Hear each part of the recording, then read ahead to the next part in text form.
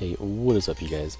Naesam here, and today I did some PvP on the alpha, and for those like 100 and something people that saw the arenas before, it didn't look too great, and now that they've added mana it's a little bit better, but there are definitely still some broken classes completely ruining it. Sorry, but there is still hope, because Ellie seems to have some really good PvP talents. I haven't been able to check other classes, so I don't know if this is like a common trend to have PvP talents just kind of carry the gameplay. But unfortunately, I can't actually test those PvP talents because it would take an extremely long time to get to level 46. Or whatever. Yeah, I think it's 46 is the highest PvP talent, 50 is the max, until you can like prestige or whatever. Yeah, 46 is the max PvP talent. I'm at level 2. I've already done like 5 skirmishes. I heard it would take the equivalent of getting like 35,000 honor to get to max level, and every time they update, like they put a new patch or build, it resets your level. So there is absolutely no chance that we're actually going to be testing this right now. So that kind of sucks. But right now I think the idea is that we're supposed to be testing the actual leveling process, which is still pretty difficult to do when they reset it all the time.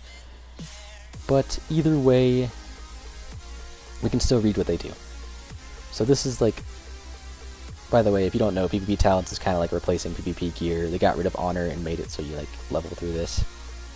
Not really sure their exact plans for the gear itself. I think it's just going to kind of like, you're going to enter the instance and have a set amount of stats, but anyway. These are the talents. Ooh, Glude just got an achievement. This one's like the trinket talent. There's the, like this, the regular trinket, 2-minute cooldown. I'll get you out of CC. There is all loss of control effects for the duration of 5 seconds or more will activate your honorable medallion spell, but only causes it to incur a 60-second cooldown. Huh? They have some really weird wording in here. Basically, it's like a passive trinket on a 60-second cooldown that only triggers on effects that last more than 5 seconds, or 5 seconds or more. I mean, that could be useful against certain comps, but I really, like, I'd rather have the control, personally. Then there's duration of incoming crowd control effects reduced by 25%. I feel like that's not going to be used very often in high-ready PvP. Maybe, like, RPGs or something, I don't know. I'm not really an expert on PvP that much anymore. But then the next talent is, like, the damage talent, from what I've seen. Train of Thought, damage increased by 15%. Being attacked will cancel this effect for 8 seconds. So basically, you're never going to have it up as an Ellie Shaman. The sad truth. Mind Quickness increases haste by 6%. That's extremely underwhelming, but maybe 6% a little more than maybe I'm thinking? I don't know. Initiation critical chance increased by 30% on targets at or above 80% health. That might be the go-to one, unless you have a comp that can like keep them off you, I don't know. This is where it starts to get like actually interesting. I haven't read this one, but yeah, we'll read that one together. Summons a fire totem with 5 health at the beat of the cast for 15 seconds that increases the critical effect of damage and healing spells of all nearby allies within 40 yards by 30%. So, I mean, Destrolocks aren't released yet, but like, increases the critical effect. Now, I believe that is not the critical strike chance. That is like, increases the critical strike damage by 30%. So if like, Lava Burst always crits with Flame Shock up, so it would do 30% more damage. All the time. And every other crit would do 30% more damage than an average crit. So if, like, my first thought when I saw this was play like Elemental Shaman Destro Warlock and it's go to burst. And if they, assuming Destro Warlocks still burst with like Chaos Bolt, it always crits. Anyway, that's kind of cool. Counter-Strike Totem. This is the one that I actually really like, and it's not just because I like the game Counter-Strike. Since an air totem, blah blah blah. Lasts for 1 minute on a 30-second cooldown, but only has 1 health. Not even 5, just 1. These all seem to cost mana, by the way, which is added, but I'll talk about that in a minute. Whenever enemies within 20 yards of the totem deal damage, the totem will deal 100% of the damage dealt back to the lowest health enemy within range of the totem. So if you could, like, get this off and have no one notice it, like, I was actually playing with an Ellie. I think it was yesterday on my Druid, and he managed to get to level 19 and unlock this totem, and it was absolutely crazy. If he could, no one has add-ons right now, so he would just put that down behind a pillar, within 20 yards because it works through LOS and people would just kill themselves, basically. So that one seems like it could be pretty cool, but I think once people have add-ons, it'll die pretty quick. Wind Fury Totem. Summon a totem. Wait. Summons a Wind Fury Totem with 5 health at the target destination for 1 minute. If the totem is destroyed, Wind Fury Totem incurs a 30-second cooldown. It already has a 30-second cooldown. What? Anyway, Wind Fury Totem enchants all allies within 10 yards weapons with a wind causing auto attacks have a 40% chance to generate an additional auto attack. So I don't know who wrote this one, but whoever did it, they did a really bad job with the wording. Basically, it enchants all allies' weapons within 10 yards to cause auto attacks to have a 40% chance to generate an additional auto attack. That's basically what it means. It's basically Wind Fury, AoE Wind Fury, but only 10 yards. It's not that big.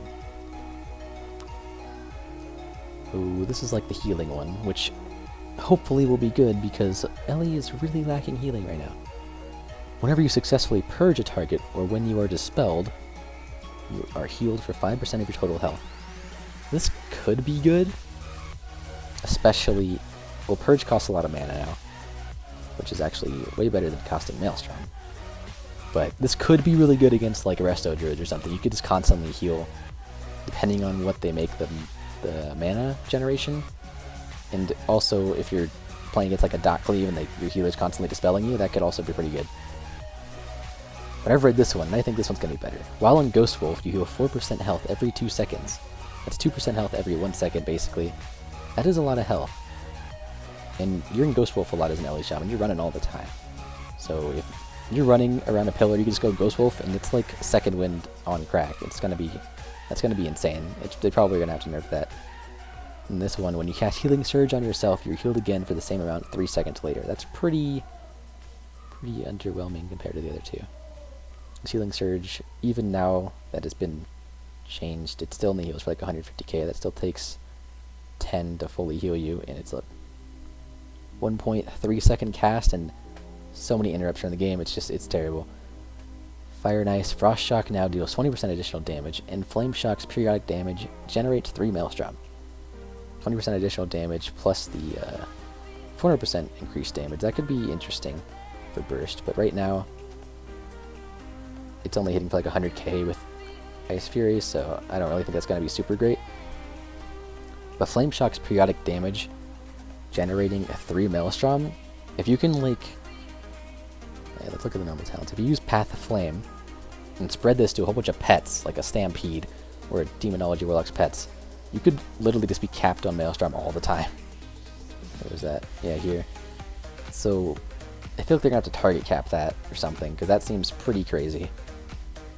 Elemental Mastery. I missed Elemental Mastery. Increases your maximum Maelstrom by 50. Does this still take only 100? That could be good, because then you could actually use Earth Shock without losing everything, and you could make better burst potential. So, I mean, I don't think it's going to be better than this, but I haven't actually read this one yet. I haven't actually read any of these ones yet before starting the recording. Replaces Lava Surge. Ooh, I don't like that. Your Lava Burst deals 200% additional damage and generates 30 Maelstrom when it deals damage. This could be really good. 200% additional damage. I mean, Lava Burst doesn't actually hit that hard right now. I mean, it's not bad, but replacing Lava Surge, you get a lot of procs in the Legion build. You get a lot of procs. But imagine you go with this with Echo of the Elements. It's only 2 charges now. It used to be 3, but 2 charges of really hard-hitting Lava Burst that I didn't actually remember the exact damage of, but it hits, I think it was like 90k or 100k. You might see in the background footage of this video if I have Arena in the background. Probably won't, though. Yeah, this could be really good burst potential if you can actually get the cast off. So, I mean, I can see this being useful. The last one, Earth Fury. Casting a 100 Maelstrom Earth Shock will stun the target for 2 seconds. I don't see that being used very much because it's really rare that you get to cast 100 Maelstrom Earth Shock. You have a lot of other things that you can only cast Maelstrom on. This one, Traveling Storms. Thunderstorm now can be cast on allies within 40 yards. Its cooldown is reduced by 15 seconds. Cooldown is 45 seconds, so 30 seconds you can knock back from your allies. That'd be some crazy peeling potential on healers and stuff. This Thunderstorm is pretty effective. It blows people really far. But I don't think it's ever going to beat Lightning Lasso. It grips the target and lightning, stunning the target and dealing 248,000 damage over 6 seconds. So that's a 6-second stun on a 30-second cooldown. That's better than a Hodge. And it does a whole bunch of damage. I think this is going to be the go-to talent for this tier. So basically, this talents basically work the same as these talents do, but you unlock them at like different levels. So like I mean obviously I have to go these two first because I unlocked them first, then I'm going to go this, and then I guess it just kind of goes down, and then it goes down this side, and it gives you more options as it goes. So it's a cool system. I do like the PvP talents, and I think that Ellie looks pretty bad right now, but once we're able to actually test these talents, I think it'll be an entirely different story. And then they'll probably nerf them and make us bad again, because we're Ellie Shamans. But all jokes aside, I think that this looks pretty promising. So I still have a lot to say about the state of Ellie in Legion, and what I think needs to be changed and what I think doesn't. But in this video I'm going to be focusing entirely on PvP, and keep in mind, I'm not like a PvP expert, especially not on Ellie. I've never actually done like serious 3s or anything on Ellie, but I do know how the game works. I've been playing and PvPing for a long time. So these are just my thoughts. If you think differently or have anything to add, feel free to leave a comment, and I'll try and reply if I feel I should. So what I think Ellie needs is some sort of like Aura Mastery type of cooldown, and a single, like, having trouble with words today. An Aura Mastery type cooldown, so we can get a couple casts off.